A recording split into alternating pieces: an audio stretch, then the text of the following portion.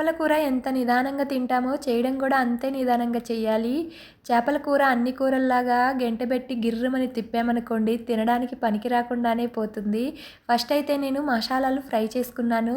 అలాగే అదే ప్యాన్లో ఆనియను, అలాగే పసుపు, ఉప్పు, కారం ఇవన్నీ కూడా నీట్గా ఫ్రై అయిన తర్వాత నేను ముందుగానే క్లీన్ చేసి పెట్టుకున్న చేపలనైతే ఇందులో యాడ్ చేశాను. ఇందులో నేను పసుపు, ఉప్పు యాడ్ చేసి కలుపుకొని ఉన్నాను చేపల్ని. ఇవి కొంచెం ఫ్రై అయిన తర్వాత నేను ఇందులో టమోటా అయితే యాడ్ చేశాను. మన దగ్గర చింతపండు లేదు, చింతపండుకు బదులుగా నేను టమోటాలు యాడ్ చేస్తున్నాను. చింతపండు లేకుండా చేపల పులుసు అనమాట.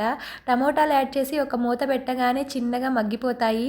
మగ్గిన తర్వాత ఆల్రెడీ మసాలా అని చెప్పాను కదా, అవి మసాలా అంటే ఏం లేవండి, ధనియాలు, జీలకర్ర, ఆవాలు, మెంతులు ఇవన్నీ కూడా ఫ్రై చేసుకొని ఇందులో అయితే యాడ్ చేశాను.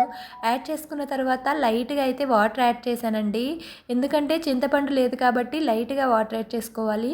ఇంకా కొంచెం సేపు వాటరు బాయిల్ అయిన తర్వాత ఇందులో నేను ఆల్రెడీ కట్ చేసి పెట్టుకున్న మ్యాంగోనైతే యాడ్ చేస్తున్నాను. ఈ మ్యాంగో వేసుకొని చేపల పులుసు తింటూ ఉంటే సూపర్గా ఉందండి. నచ్చితే మీరు ఒకసారి ట్రై చేయండి. Thank you.